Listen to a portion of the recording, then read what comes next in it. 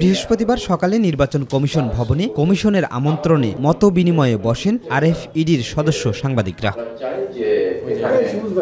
শুরুতেই নির্বাচনে সাংবাদিকদের জন্য প্রণীত নীতিমালা নিয়ে অসন্তোষ প্রকাশ করেন তারা। সাংবাদিকরা অভিযোগ করেন, এই নীতিমালার কারণে গণমাধ্যমের স্বাধীন কার্যক্রম বাধাগ্রস্ত হওয়ার সংখ্যা রয়েছে। তারা নীতিমালা পুনর্বিবেচনার দাবি জানান। এই নীতিমালায় কোনো মতামত না হয়, বিচারিক কর্মকর্তাকে অবহিত করে সংবাদ ও ছবি সংগ্রহের বিধান রাখছে, যা স্বাধীন সাংবাদিকতার পরিপন্থী। সাংবাদিকদের মতামত নিয়ে কমিশন বৈঠকে আলোচনা হবে বলে আশ্বস্ত করা হয়। আমাদের কথা বলা চালু থাকুক, আমাদের পারস্পরিক সম্মানবোধ এবং শ্রদ্ধাবোধটা আরো সুদৃঢ় হোক।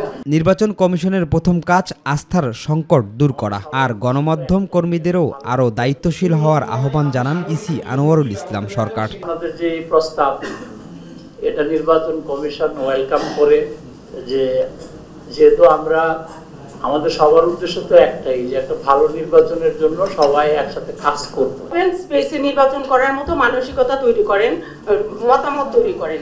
ওপেন স্পেসে নির্বাচন, সেটাই হবে ট্রান্সপারেন্ট। কিন্তু ওই কি বলে বদ্ধ ঘরে কোনোদিনও ট্রান্সপারেন্ট করতে পারবেন না। শতভাগ স্বচ্ছ নির্বাচন করতে চাইলে খোলা জায়গায় কেন্দ্র করতে হবে বলে মন্তব্য করেন ইসি ফাহমিদা। শিমুল খান, মাই টিভি, ঢাকা।